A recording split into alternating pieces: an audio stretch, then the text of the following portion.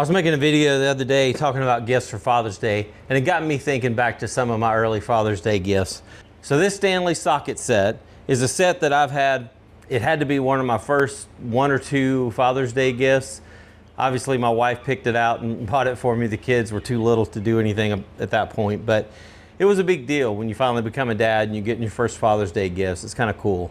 So I've kept this over the years. That's, you know, my son just turned 25, my daughter's 24, so you know, it's been at least 24 years or so since I've had this. And, you know, over the years, a couple of tools have been lost. I've had to replace a few of the sockets. The 3/8 inch wrench is a Hart brand instead of a Stanley now. It looks just exactly the same, but it's a different brand. You know, and there are a few sockets that don't fit in here. There's things I had to buy to work on the Jeep. I think I needed a 16 millimeter, 18 millimeter, a few different sizes I didn't have in here, so I've had to buy some other ones. The case fell apart about 2 years ago. I called Stanley to see about it, and they're like, oh, we don't warranty the cases. The cases are, we consider it part of the packaging. You know, I'm like, no, I'm not trying to get a warranty for it. I would gladly purchase one. But they don't do that. So, and again, this is an old model. I'm sure they don't even have this set anymore. So I kind of went down the idea of thinking how I'm gonna do this, because I don't want to keep them open like this and just, they're already starting to get some rust on them. I'm gonna have to clean that up at another time. But I was thinking, how do I do this? And I came up with an idea. So I just bought this tool chest from a friend, and I know if he's watching, he's gonna say, wait, you haven't bought it yet. True, I haven't paid for it, but it's coming, don't worry about it. We still got to discuss how much, but anyway.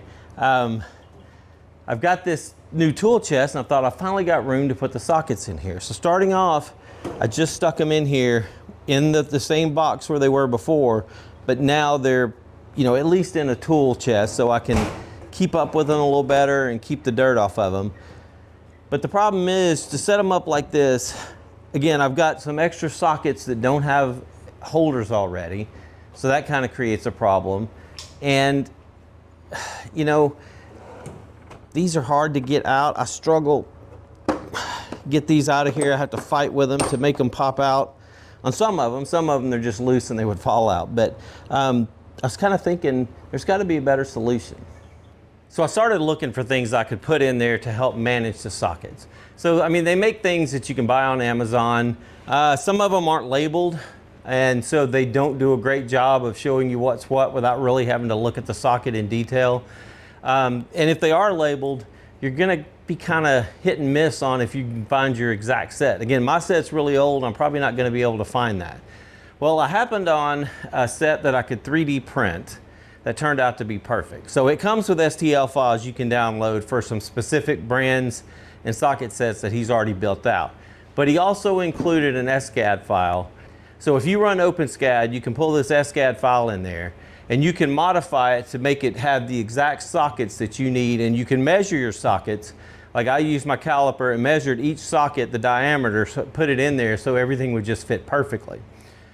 And then you print them, and you can take up very little space. So I've got all these printed.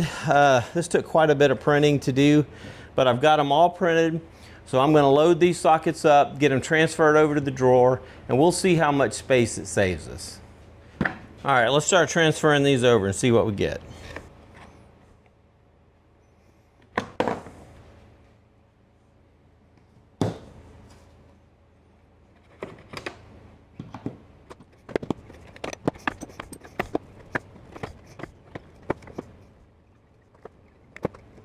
And as I mentioned earlier, so my set came with a 3/8, it came with a 10, 11, 13, 15, and 17 millimeter. It didn't come with a 16. So on my set that I printed here, I added a space for the 16.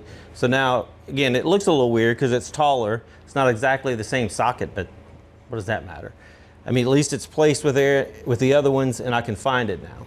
All right, so now let's fill up the quarter. All right, so that's all the deep sockets. I'm gonna get these moved over to the drawer, and then I'll come start working on the rest of the sockets.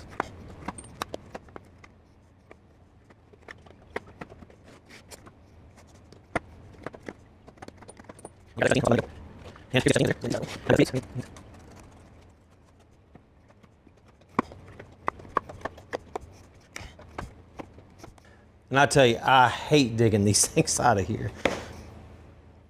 So it will be nice to have them just setting where I can easily pop them out moving forward.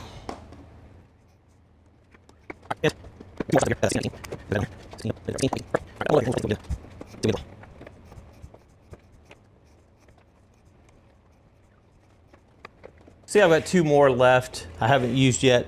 So those are for things that definitely were not part of my set. So I've got Torx drivers and hex drivers.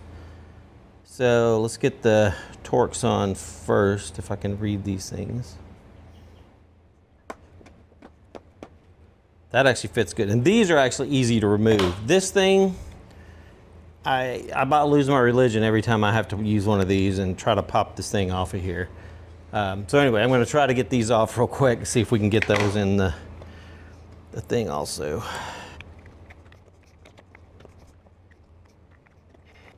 Well, I have a problem. So with this one, and this is the joy of doing this and the way I did it, I did not include the 4 hex. So I'm gonna have to reprint this. But the lucky thing is, it only takes me a minute to reprint it. I'll go into the OpenSCAD file and add the 4 down here and print it again. So once you download OpenSCAD and the SCAD file, I'll send you the links in the description. So you'll notice you don't edit the graphics itself. You come over and edit the text. So we have 2 things in the text here we're worried about. One is the dimension of each socket. Now each one of these is going to be the same, so we're just going to add another 1832 for the dimension. And then we're going to come down and add 1 label, which is the 4. And now we're going to go ahead and redo a preview and make sure it added it. And there you can see it added the 4. So now we're going to hit F6 to create a render. And once it's rendered, we're going to export it as a STL file. And then we will bring it into our slicer to create the G-code. So now we bring that same file into our slicer that we just created. You can see there how it's going to lay out on the plate. So we go ahead and slice it, and now we're just going to export it as G-code file. And we're going to move it over to the printer and let it print. It doesn't take too long just for one. And there's the finished product. You can see now we've got it added with the 4 there. All right, got the other one printed there, so let's go ahead and install it here. So you can see that was a pretty easy modification to get that one printed.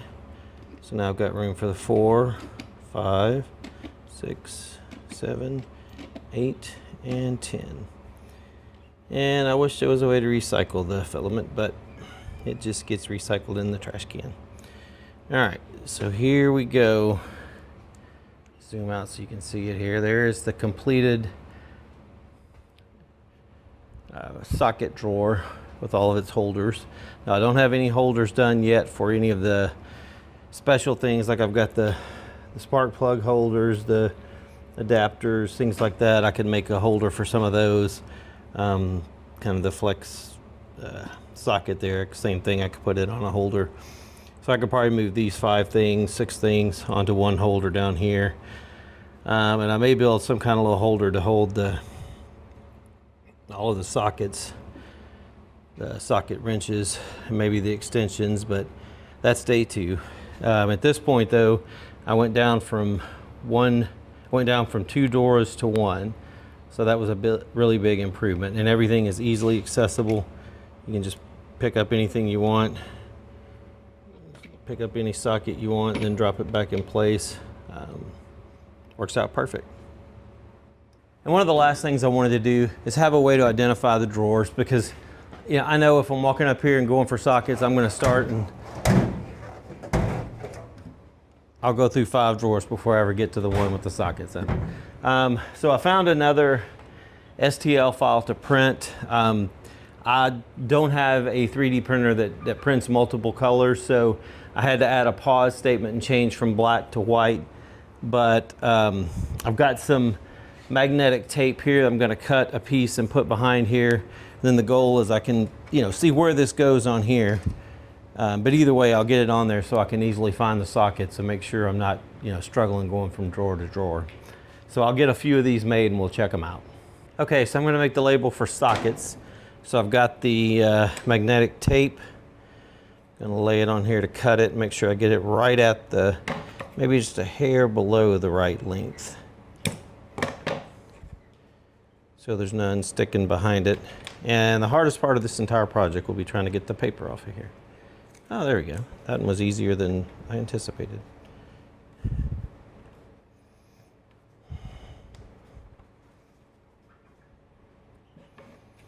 And I still cut it too long.